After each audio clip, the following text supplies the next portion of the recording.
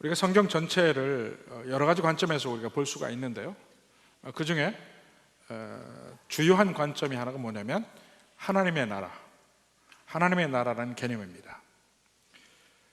하나님의 나라는 인간 또는 모든 피조물에 대한 하나님의 통치, 하나님의 통치, 그 통치 하에 모든 인간과 피조물들이 있는 것, 바로 그 상태를 하나님의 나라가 임했다고 표현을 할 수 있습니다. 성경 전체의 역사를 보면 바로 그러한 하나님의 나라가 어떻게 이 세상을 통치하고 있는가 하는 면, 하나님께서 어떻게 그 하나님의 백성들을 사랑하시고 이 피조물을 사랑하시고 하시는지 그 전체의 역사가 그게 제일 큰 주제이고, 그 하나님의 은혜로운 통치에 대해서 인간이 어떻게 반역을 했는가의 역사, 이 두 가지가 성경 전체를 꿰뚫고 가고 있습니다. 창세기 시작은 하나님의 은혜로운 통치가 하나님의 창조에서부터 시작이 돼요. 인간이 반역을 하죠. 그 뒤에 거기에 대한 하나님의 대응이 나오고, 또 하나님이 계속해서 인간을 사랑하시는데 그럼에도 불구하고 다시 인간은 거듭거듭 하나님을 배신해 갑니다.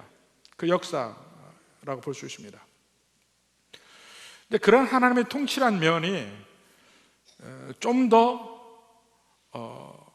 중심 주제로 나오는 데가 바로 이 사무엘 상하, 또 열왕기 상하라고 할 수 있습니다. 사무엘 상하에서는 과연 하나님이 왕이신가? 하나님의 백성이라는 이스라엘에 하나님이 왕이신가? 하나님의 통치가 어떻게 이루어지고 있는가? 이것을 보여주고 있습니다.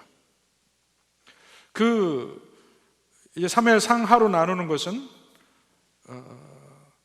다윗이 이스라엘의 왕이 되기 전, 사울이 왕이 되면서 이스라엘의 왕국이 세워지는 면이 사무엘 상, 그가 실패하고 다시 다윗을 준비시켜서 마침내 다윗이 왕이 되어서 다윗의 통치가 있는 때가 사무엘 하인데, 여기서 또 하나의 주제가 뭐냐면 하나님이 하나님의 백성들을 통치하실 때에 왕을 세우세요.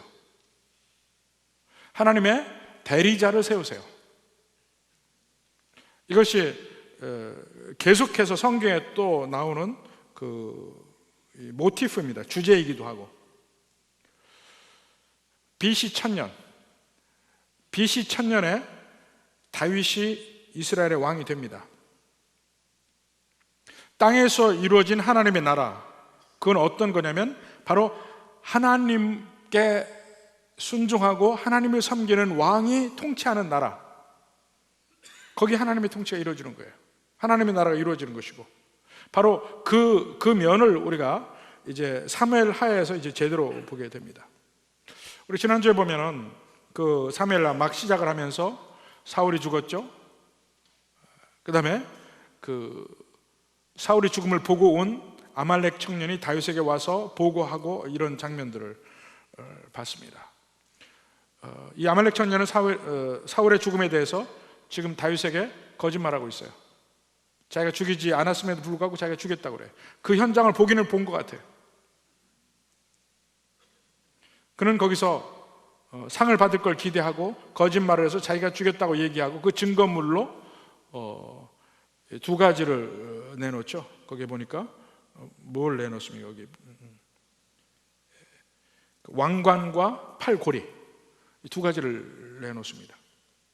자, 이제 거기에 대한 그 후속 조치, 뒤에 반응이 이제 나오는데, 이제 다윗의 반응이 나오는 대목이 오늘 본문입니다. 먼저 11절 12절 한번 봅시다. 11절 12절. 이에 다윗이 자기 옷을 잡아 찢으매 함께는 모든 사람도 그리하고. 제일 먼저 이 다윗이 그 사울이 죽었다는 소식을 듣고 옷을 잡아 찢습니다. 옷을 잡아 찢는 것은 그 괴로움의 표현, 어떤 참남함을 봤을 때의 표현, 뭐 이런 거라고 할 수 있습니다. 근데 다윗뿐만 아니고 함께 있는 모든 사람, 다윗의 수하들도 전부 옷을 잡아 찢습니다. 그러면서 12절에 사울과 그의 아들 요나단과 여호와의 백성과 이스라엘 족속이 칼의 죽음으로 말미암아 저녁 때까지 슬퍼하여 울며 금식하니라. 다윗과 그 부하들이, 함께한 사람들이 사울의 죽음의 소식을 듣고 옷을 찢고 슬퍼하며 금식합니다. 근데 사실 이것은 아말렉 청년이 와서 보고할 때 그가 기대한 반응은 아니잖아요. 기대한 반응은 아니에요. 자, 제일 먼저 지금 그들의 슬픔의 내용을 보면 제일 먼저 사울의 죽음에 대해서 슬퍼하고 있죠. 사울과 12절에 사실 다윗은 끊임없이 사울을 죽일 수 있는 기회가 있었음에도 불구하고 사울을 죽이지 않습니다. 사울은 계속해서 다윗을 죽이려고 했지만 다윗은 사울을 죽이려고 하지 않습니다. 그래서 이 면에서도 진정한 여호와의 기름 부음 받은 왕과 짝퉁과의 차이점을 알 수가 있습니다. 분명히 사울도 다윗이 하나님의 기름 부음 받은 다음 왕이라는 걸 알아요. 알면서 죽이려고 해요. 다윗은 사울이 하나님의 기름 부음 받은 자라는 걸 알아요. 그래서 안 죽이려고 그래. 두 사람의 차이가 많이 나타나는데, 그렇게 자기를 죽이려고 하지만 다윗은 도망은 다녔지만, 그리고 너무나 괴롭고 힘든 그 여정을 다녔습니다. 심지어는 적국이었던 블레셋까지 도망을 갔으니까 얼마나 괴로움을 많이 당한 것이에요. 그럼에도 불구하고 사울을 죽이진 않아요. 죽이려고 하지도 않아요. 오히려 사울의 죽음에 대해서 슬퍼합니다. 사울뿐이 아니고 그 다음에 누굽니까? 그의 아들 요나단의 죽음에 대해서도 슬퍼합니다. 사실 요나단이야말로 황태자죠. 황태자예요. 사울이 죽으면 그 다음에 왕이 될 사람이에요. 근데 그의 죽음도 다윗이 슬퍼하고 있습니다. 다윗과 함께한 사람들도 슬퍼하고 있습니다. 더군다나 요나단은 다윗에게 친구였고, 사실은 요나단은 사울 다음에 다윗이 왕이 될 걸 알았어요. 요나단이 혹시 살았더라도 다윗이 왕이 되고 요나단은 거기에 돕는 사람으로서 살았을 거예요. 요나단은 그것을 알고 인정하고 자기 가족을 부탁을 합니다. 오히려 그의 죽음을 슬퍼하는 거 너무 당연한 것 같아요. 그 다음에 그 뒤에 여호와의 백성과 이스라엘 족속이라고 했는데, 사실은 이 히브리적 표현에 보면 같은 의미를 다른 두 말로 계속 표현하는 적이 있습니다. 여기도 그런 겁니다. 이스라엘 족속이 곧 여호와의 백성이에요. 그들이 칼의 죽음을 슬퍼하고 있다. 사울의 죽음, 요나단의 죽음, 이스라엘 백성들의 죽음, 그들은 여호와의 백성이 아니냐. 그러니까 그들이 지금 슬퍼하는 중에도 그 중심이 왜 슬퍼하느냐, 이걸 알 필요가 있습니다. 왜 슬퍼하느냐? 그들이 슬퍼하는 이유는 나중에 다윗이 계속해서 이야기합니다. 여호와의 기름 부음을 받은 자, 그의 죽음을 슬퍼하는 거예요. 그리고 여호와의 백성들의 죽음을 슬퍼하는 거예요. 그러니까 우리의 모든 희노애락이, 가치 판단의 기준이 그냥 세상에서 보통 이야기하는 우리 도덕적 기준이 아닙니다. 항상 우리의 기준은 하나님께 있어요. 하나님이 택하신 자냐 아니냐, 하나님이 세우신 자냐 아니냐, 이 면에 모든 판단의 기준이 가 있다는 걸 볼 수가 있습니다. 지금 이제 사무엘상도 그랬지만 사무엘하도 계속해서 바로 그 관점이 계속 나올 겁니다. 자, 그리고 이제 다윗이 그 아말렉 청년을 마지막에 죽이는 부분이 나오는데, 자 13절부터 16절까지죠. 그 다음에 다윗이 그 소식을 전한 청년에게 묻되, 아직은 그냥 청년이라고 하죠. 너는 어디 사람이냐? 너는 어디 사람이냐? 사실 앞에 3절에 보면요, 3절에 보면 너는 어디서 왔느냐 하는 말이 있죠. 그 말과 비교해서 보면 좀 더 의미가 명확합니다. 너는 어디서 왔느냐 하는 것은 지금 출발한 장소를 묻고 있어요. 출발한 장소를. 근데 여기서 너는 어디 사람이냐고 묻는 것은 그의 종족을 묻는 거예요. 그의 출신, 그의 지파, 이것을 묻고 있는 겁니다. 그러니까 어디서 왔느냐 하는 거하고는 질문이 조금 다릅니다. 대답하되 나는 아말렉 사람 곧 외국인의 아들이니이다 그래요. 자, 말이 조금 이상하죠? 아말렉 사람 곧 외국인의 아들이니이다. 아니, 우리가 느끼기에는 아말렉 사람이면 당연히 외국인이지 뭘. 근데 그 의미가 아니고, 종족으로는 아말렉 사람인데 그의 현재 위치는 뭐냐면 이스라엘의, 그러니까 오늘날식으로 표현하면 이스라엘의 영주권자예요. 이스라엘에 살고 있는 사람이란 의미예요. 그 외국인이란 말이 외국인의 아들이니다. 종족으로는 아말렉, 그러니까 이스라엘 안에 외국인들이 많이 삽니다. 근데 그 이스라엘 안에서 정착하고 사는 사람을 여기서 말하는 외국인이라고 지금 표현하고 있어요. 그러니까 사실 그냥 아말렉 사람이라고 했으면 다윗은 금방 아말렉 사람을 치고 왔잖아요. 지금 현재도 대적을 하고 있는 아말렉 사람이라고 생각할 수 있는데 그 아말렉 사람은 아닌 거예요. 지금 현재 서로 적대 관계에 있는 아말렉 사람이 아니고 이미 이스라엘 안에 들어와서 살고 있는 사람, 그런 사람으로서 종족이 아말렉 사람이라 이겁니다. 2차 대전 때 보면 이 미국이 독일, 일본하고 전쟁을 했잖아요. 그때 그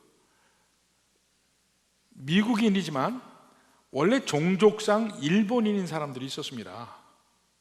그 사람들 어떻게 된 줄 아세요? 분명히 신분이 미국인인데도 불구하고 그들은 수용소에 갇혀 있었습니다. 일본인, 원 출신 일본인이란 이유로 그들이 스파이 활동을 할까 봐 갇혀 있었어요. 그런 묘한 위치에 있는 게 바로 그런 사람들인데 지금 자기도 바로 그 위치예요. 근데 사실 그 일본인 출신 미국인들이 그리고 배신한 사람들이 아님에도 불구하고 미국 사람들이 그 동양이란 면 때문에 오히려 일본 사람들을 가뒀던 면이 있는데, 여기 이 아말렉 사람이지만 지금 이스라엘을 대적하고 있는 아말렉이 아니고 사실은 이스라엘 안에 들어와서 이스라엘에서 이 모든 시민으로서의 특권을 다 누리진 않지만 어느 정도 그 국민과 비슷한 그런 형태로 살고 있는 사람이에요. 그 면을 이제 밝히고 있습니다. 그럴 때에 자, 그 다음에 14절 봅시다. 다윗이 그에게 이르되 내가 어찌하여 손을 들어 여호와의 기름 부음 받은 자 죽이기를 두려워하지 아니하느냐. 지금 계속 이제 앞으로 거듭 나오는 그 주제가 뭐냐면 여호와의 기름 부음 받은 자. 바로 16절에도 나오죠. 내 입이 내게 대하여 증언하기를 내가 여호와의 기름 부음 받은 자를 죽였노라 함이라. 여호와의 기름 부음 받은 자, 그 나옵니다. 자, 기름 부음 받아 주기를 두려워하지 아니하였느냐. 사실 자, 사무엘 상하, 사무엘기 전체에서는 이 출발점이 한나의 기도에서부터 출발을 합니다. 사실은 그 사무엘 상 설교할 때 다시 그걸 들어보십시오. 한번 그 노트를 한번 보시고 그러면 한나의 기도가 얼마나 중요한지를 얘기한 적이 있습니다. 자, 사무엘 상하가 보면 가장 중심적인 인물이, 사무엘은 앞에 조금 나와요. 그렇지만 중심적으로 나오는 인물이 사무엘 상에서는 사울, 사무엘 하에서는 다윗이 나오잖아요. 그런데 왜 이 책의 제목이 사무엘이 됐냐고요. 왜 그럴까요? 사무엘은 사울도 왕을 만들었고 다윗도 왕을 만든 사람이에요. 하나님의 대리자로서. 그래서 그러한 면에서 사무엘이 이 사무엘 상하의 제목이 된 것입니다. 근데 그 사무엘의 어머니 한나의 기도가 그냥 그 사무엘 개인에 관한 기도가 아니고 이스라엘에 임하는 하나님의 통치에 관한 기도입니다. 한번 봅시다. 사무엘상 2장 10절. 사무엘상 2장 10절에 보면 여호와를 대적하는 자는 산산이 깨질 것이라 하늘에서 위로로 그들을 치시리로다. 여호와께서 땅 끝까지 심판을 내리시고, 자, 여호와를 대적하는 자는 심판을 받으리라. 지금 그 얘기예요. 근데 어떻게 하는 것이 여호와를 대적하는가 하면, 자, 자기 왕에게 힘을 주시며 하나님께서 이 땅에 자기 왕을 세우세요. 그리고 자기의 기름 부음을 받은 자의 뿔을 높이시리로다. 자기의 기름 부음을 받은 자. 자, 기름 부음을 받은 자라는 말에 히브리어가 뭐라고 그랬죠? 기름 부음을 받은 자? 메시아입니다. 메시아. 기름 부음을 받은 자의 헬라어는 그리스도입니다. 그냥 집어넣고 이야기해도 돼요. 자기의 메시아의 뿔을 높이시리로다. 헬라어식으로 표현하면 자기의 그리스도의 뿔을 높이시리로다. 그냥 이 말입니다. 자기의 메시아의 뿔을 높이시리로다. 그러니까 하나님의 통치가 이 땅에 임할 때 하나님께서 자기 왕을 세우세요. 그게 누구냐? 메시아예요. 기름 부음 받은 자. 그 메시아를 누구든지 대적을 하는 것은 곧 하나님을 대적하는 것이요, 오히려 하나님이 그 대적하는 자들을 진멸하리라. 이게 지금 한나의 기도 속에 나옵니다. 이게 그 이후에 모든 이스라엘의 역사 속에 나오는 내용이에요. 또 2장 35절 봅시다. 내가 나를 위하여 충실한 제사장을 일으키리니, 하나님의 말씀입니다. 그 사람은 내 마음 내 뜻대로 행할 것이라. 여호와의 충실한 제사장, 내 뜻대로 행할 것이라. 내가 그를 위하여 견고한 집을 세우리니 그가 나의 기름 부음을 받은 자 앞에서 영구히 행하리라. 여기 제사장이 나오죠. 또 나의 메시아 앞에서 영구히 행하리라. 네. 전부 하나님이 이 세상에 세우시는 왕, 이 세상에 세우시는 제사장, 전부 다 여호와의 메시아들이에요.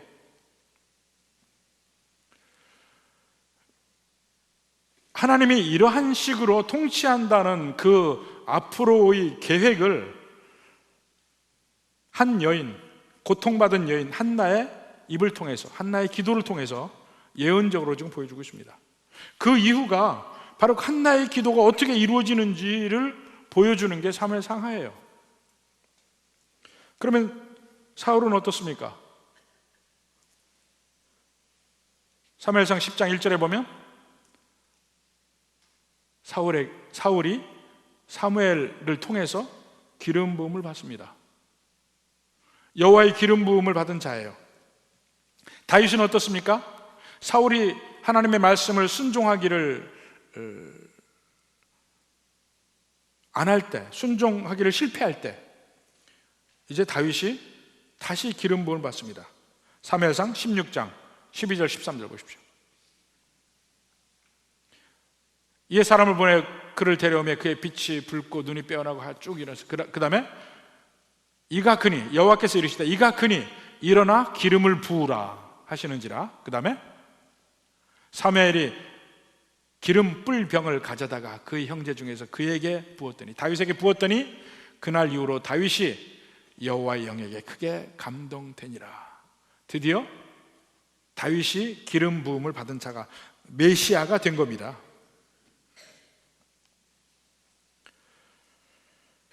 이렇게 다윗이 새롭게 기름 부음 받은 자가 되었지만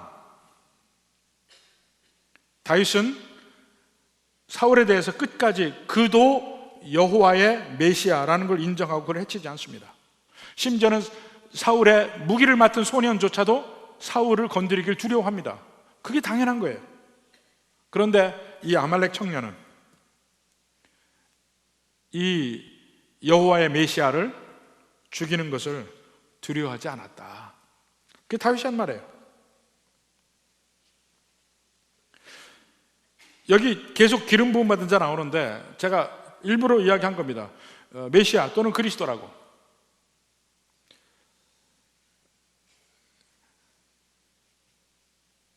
여호와께서 세우신, 기름 부어 세우신 그 리더를 죽이기를 거침없이 하는 그가 결국 여기서 죽는 장면이 나오거든요. 다른 사람들은 그를 손을 대고 죽이는 것을 두려워해요. 심지어는 기름 부음 받은 자인 다윗도 사울을 죽이는 걸 두려워하는 겁니다. 하나님께 맡기는 것이지. 지금 그런 면에서 하나님의 통치가 어떻게 이루어지는지를 계속해서 보고 판단하고 이야기하는 것이 바로 사무엘 상하라고요. 자, 이런 면에 한번 시편 2편을 한번 봅시다. 시편 2편.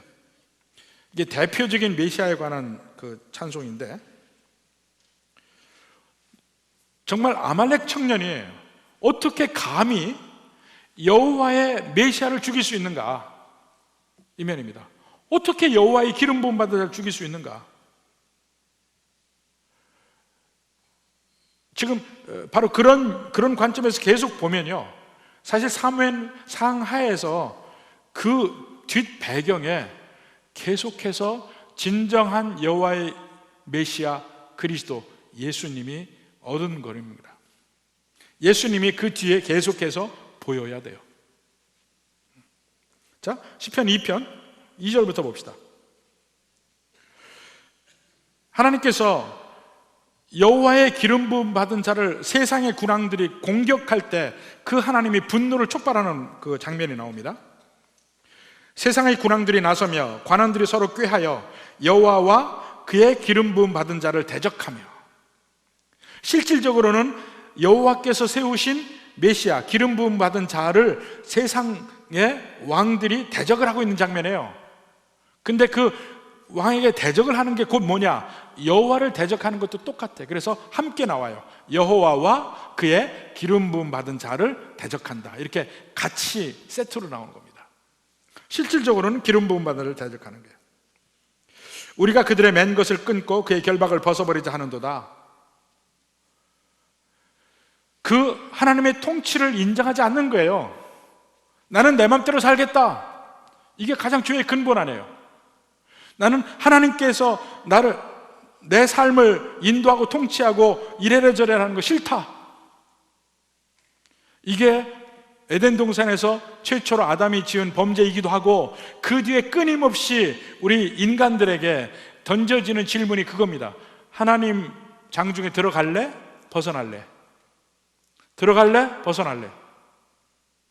벗어나는 것을 반역한다고 표현하고 있어요. 계속해서 성경은 하나님의 장중에서 벗어나는 걸 반역한다고 그래요. 이제 하나님이 이 땅에 여호와의 기름 부음 받은 자를 세웠는데 그의 통치를 싫어해. 그래서 반역을 하는 겁니다. 나는 벗어나서 나는 자유롭게 살겠다. 지금 그 얘기예요. 근데 거기에 대해서 하나님이 왜 반역하느냐 하고 분노를 표하고 있는 거예요. 그러니까 3절이 그겁니다. 우리가 그들의 맨 것을 끊고, 통치를 끊고 결박을 벗어버리자. 하나님의 통치를 벗어나자 얘기입니다. 4절에 하늘에 계신 이가 웃으시며 주께서 그들을 비웃으시리로다. 그 다음에 5절에 그때 분을 바람에 진노하사 그들을 놀라게 하여 이르시기를 내가 나의 왕을, 이게 누굽니까? 여호와의 기름 부음 받은 자, 메시아 그리스도. 그리고 그것이 사무엘 상하에서는 사울 다윗으로 나오는 거예요. 내가 나의 왕을 내 거룩한 산 시온에 세웠다 하시리로다. 하나님이 세우신다고요. 하나님께서 세우시는 기름 부음 받은 자라는 의미가 이런데 어떻게 너는 감히 여호와의 기름 부음 받은 자를 죽일 수 있느냐? 사실 이 아말렉 청년은 죽인 것도 아니죠. 죽인 것도 아닌데 그는 자기가 죽였다고 얘기했어요. 그렇게 하면 상을 받을 줄 알고. 큰 실수죠. 지금 다윗의 그 생각의 기준이 무엇인지를 알지 못한 거예요. 다윗의 생각의 기준은 뭡니까? 하나님의 의예요. 하나님의 공의. 하나님의 공의는 비록 사울이 자기를 죽이려고 계속 쫓아온다 할지라도 하나님이 세운 사람이기 때문에 나는 죽일 수 없다. 이것이 다윗의 머릿속에 있는 하나님의 의입니다. 하나님의 공의예요. 그런데 네가 감히 사울을 죽인 게 문제가 아니에요. 너는 하나님을 어떻게 보고 있느냐. 결국은 그 문제입니다. 너는 하나님을 어떻게 보고 있느냐. 근데 하나님이 세우고 하나님이 기름 부음 받은 그 사울을 네가 죽여? 그게 잘못 생각했죠. 그리고 그에게 벌을 내리는 장면이 15절, 16절. 다윗이 청년 중 한 사람을 불러 이르되 가까이 가서 그를 죽이라. 그래서 죽입니다.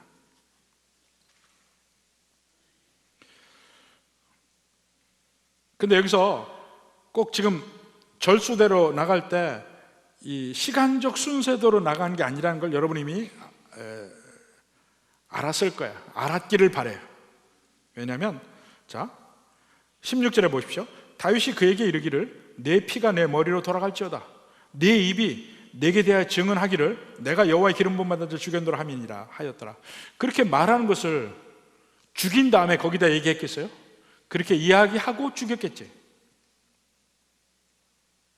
그리고 앞에 우리가 11, 12절에 보면 사울과 요나단과 이스라엘 백성들의 죽음의 소식을 듣고 그들이 옷을 찢고 슬피 울며 그날 저녁까지 울었잖아요. 그럼 저녁까지 슬피 울고 아말렉 청년에게 너는 누구냐 이렇게 물은 게 아니고 먼저 슬픔에 대한 이야기를 먼저 한 거예요. 그게 더 중요하니까. 아말렉 청년을 처단하는 문제는 그렇게 중요한 문제가 아니에요. 어차피 처단하지만. 그런데 정말 중요한 건 뭐냐? 그 여호와의 기름 부음 받은 자가 죽은 것에 대해서 다윗이 슬퍼하고 그 다윗과 함께한 모든 이스라엘 백성들이 슬퍼한다는 게 더 중요한 거예요. 그래서 그게 먼저 앞에 쓰여져 있는 겁니다. 지금 이야기의 무게가 어디에 있는지를 계속 여러분이 보셔야 됩니다. 뭐가 중요한지. 자, 16절에 말하는 것도 그 죽이기 전에 말을 하고 죽였겠죠. 자, 16절에 다윗이 그에게 이르기를 내 피가 내 머리로 돌아갈지어다. 그 내 피라는 것은 내가 흘린 사울의 피, 뭐 이런 얘기죠. 내가 흘린 사울의 피,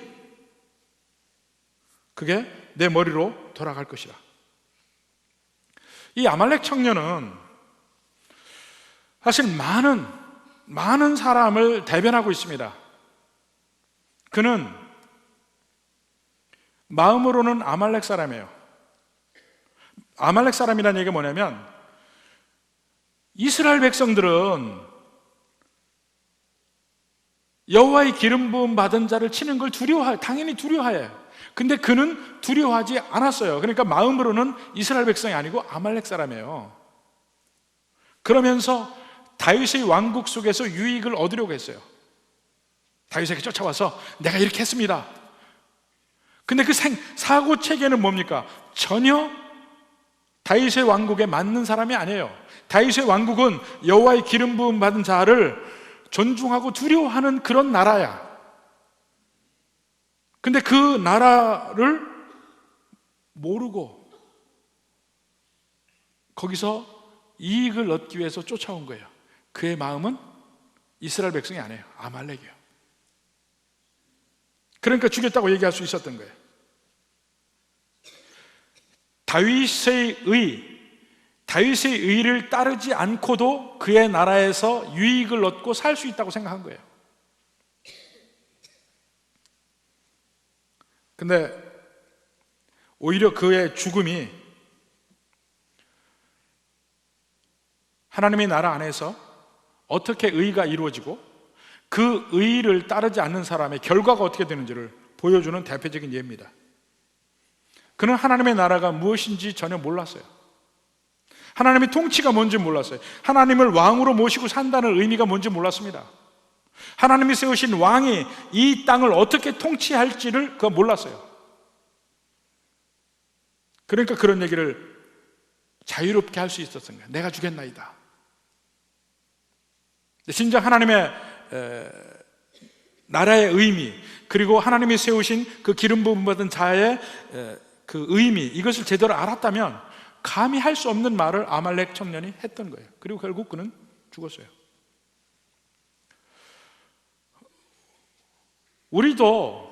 우리도 자칫 잘못하면 이 아말렉 청년의 위치에 설 수가 있습니다. 자칫 잘못하면 하나님 나라의 이익은 얻고 싶은데 잘못된 방법으로, 하나님 나라의 의의가 무엇인지 알지 못하면서 그저 이익만을 보려고 했다가는 잘못하면 이 지경이 될 수가 있습니다. 바로 여호와의 기름 부음 받은 자의 그 궁극적인 마지막 존재는 결국 예수 그리스도이잖아요. 예수님이 누구냐 이거예요. 그 다윗의 육신으로는 다윗의 후손이고 다윗의 혈통이고 성령으로 하나님의 아들이에요. 로마서 1장 3절 4절 봅시다.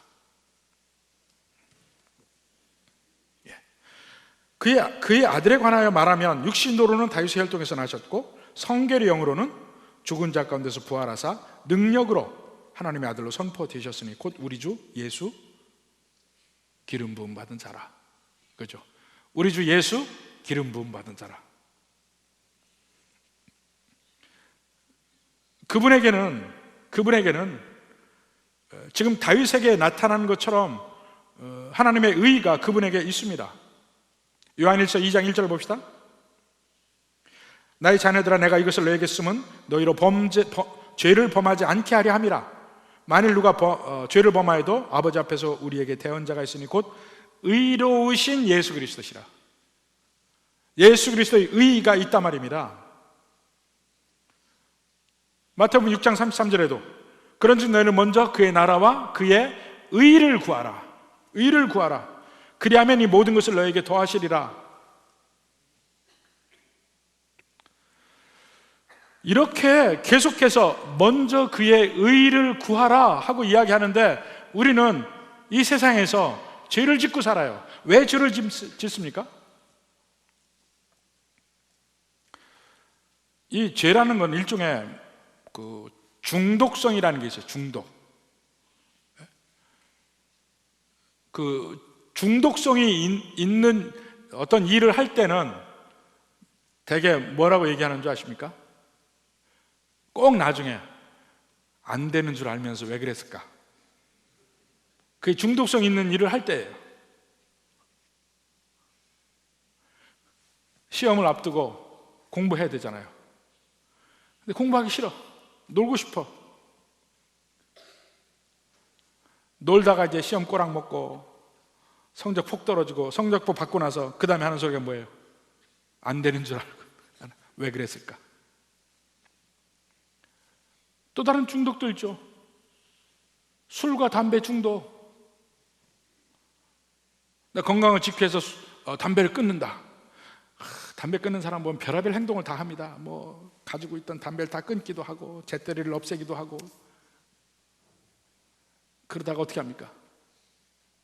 나중에 쓰레기통 뒤져요. 자기가 버린 담배를 도로 찾아. 중독이라는 게 그런 무섭거든요. 그 죄는 그렇게 중독의 면도 있고 또 다른 면은 이 아말렉 청년처럼 이것만 조금 하나님이 눈 감아주시면 내게 유익이다 이걸 생각을 해요. 이것만 눈 감아주시면 내가 이익을 얻을 텐데, 그래서 하나님이 매번 혼내는 것 같진 않아. 그러면 돌아 앉아서 하나님 못 보시겠지 하고 죄를 지어요. 죄를 지어.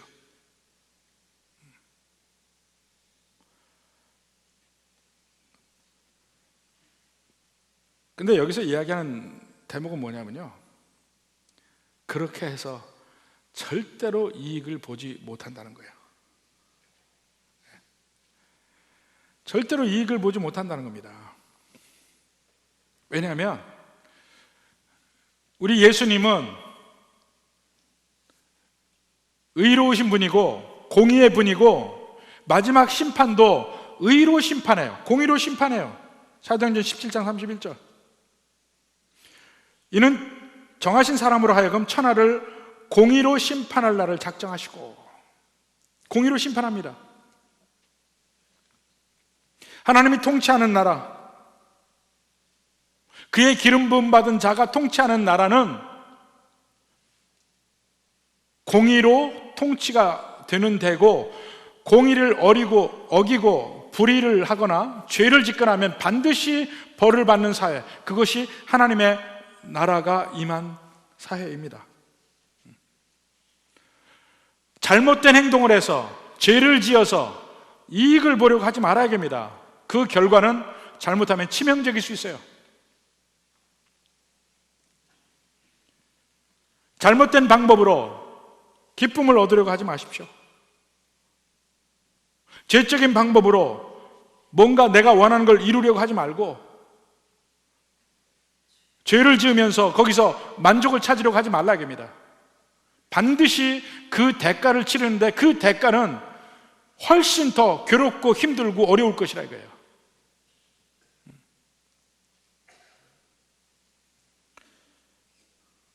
전에도 제가 한번 이야기했죠.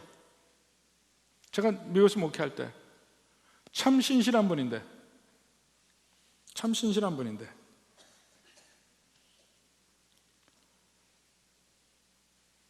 애가 딸 아들이었어요. 그 다음에 애가 또 생겼어요. 아무도 모르게 가서 지웠어요. 신실한 분인데. 그걸 제가 나중에 알았어요. 너무너무 화가 나가지고 쫓아와서 예배 드리고 그냥 있는 대로 제가 갖다 퍼부었어요. 그냥.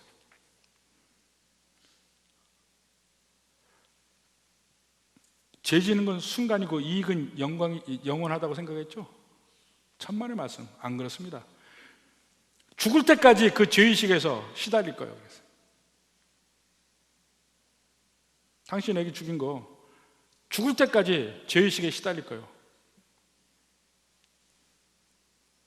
한번 지우고 나면 애가 태어나면 복잡해지니까 그냥 눈 감고 죄 한번 짓고 평생 편하게 살자 그랬죠? 그렇게 안 됩니다. 평생 괴로울 겁니다. 그래서 차라리 힘들게 키우는 게 낫지, 평생 마음속에서 계속해서 그 애를 죽이고 묻고 거기서 어떻게 살려고 그러냐고 그랬어요.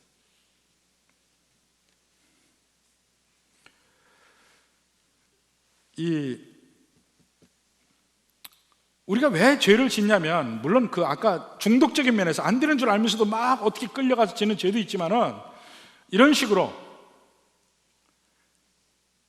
지금 죄를 한번 짓는 거는 확 짓고 하나님 앞에 잘못했다고는 빌고 이익은 나중에 영원하니까 이렇게 살려가는 사람이 있는데, 절대로 거기서 여러분 이익을 못 봅니다. 이익 볼 수 없습니다. 절대로 거기서 평안함을 얻을 수 없습니다. 죄악의 낙은 잠시라. 히브리서 11장 25절에 도리어 하나님의 백성과 함께 고난받기를, 모세 얘기입니다. 잠시 죄악의 낙을 누리는 것보다 더 좋아했다. 잠시 죄악의 낙을 누리는 것. 죄악의 낙은 잠깐 있어요. 그렇지만 그건 잠깐일 뿐이에요. 근데 그보다 훨씬 많은 날 괴로워해야 돼요. 괴로워해야 돼. 사탄은 언제나 우리에게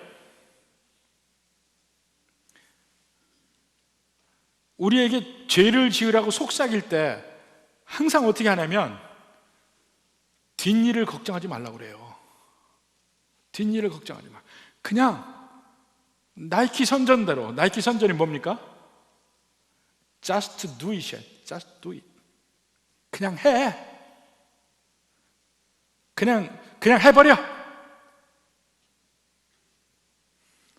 그럼 끝날 것 같아요? 그때부터 두고 주님 앞에 가는 그날까지 여러분은 그 괴로움에서 못 벗어날 거예요. 하나님의 말씀을 믿지 않는 사람들만 내가 잘못을 해도 이익을 얻을 수 있다고 생각해요. 하나님의 말씀을 안 믿는 사람들이, 예수님 믿으면서도, 예수님 믿는다 하면서도 왜 죄를 짓느냐? 말씀대로 안 될 거다, 이게. 성경 분명히 계속 이야기합니다. 심은 대로 거둔다. 근데 그 말을 안 믿어.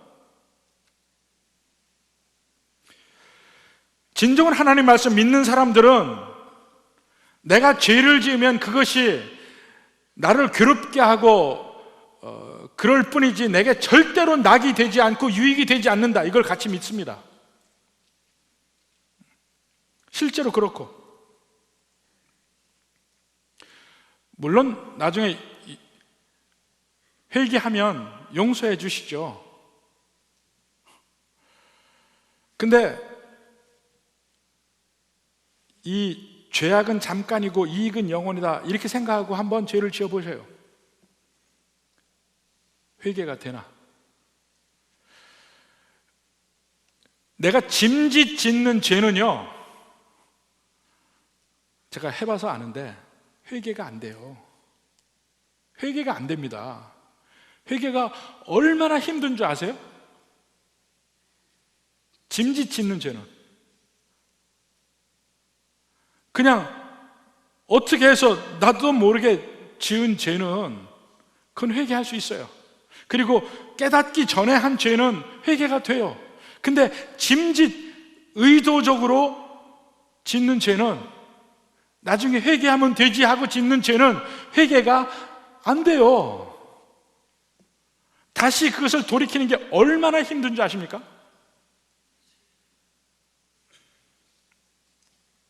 하나님은 우리의 불의에 대해서 절대로 상을 주시는 적이 없어요. 나중에 용서는 해주시는데 상을 주시는 적은 없다고 해요. 거기서 절대로 유익을 얻을 수는 없습니다.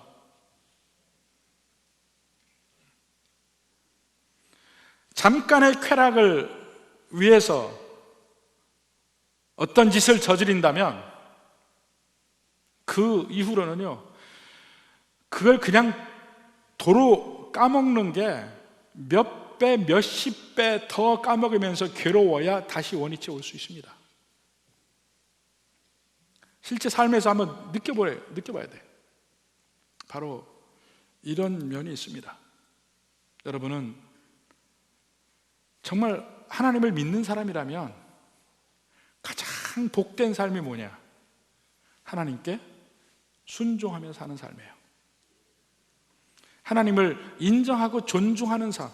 지금 다윗이 지금 여기까지 계속 그 다윗의 삶은 뭐냐면 어떠한 어려움이 있어도, 어떠한 괴로움이 있어도, 심지어는 자기가 죽음의 위협까지 당하더라도 절대로 하나님의 권위는 인정하고 사는 거예요. 사울을 안 죽이는 게 바로 그겁니다. 하나님을 인정하고 사는 거예요. 그러한 그에게 하나님은 주시고 넘치게 주십니다. 성경 이야기하는 모든 복은요, 하나님을 존중하고 하나님을 공경하고 하나님을 인정하는 하나님의 통치 속에서 살기를 원하는 사람들에게 주어진 복이에요. 부디 우리 모든 성도님들은 바로 이러한 복, 하나님의 통치 안에 있을 때 주시는 하나님의 그 놀라운 복을 누리시기를 주님의 이름으로 축원합니다.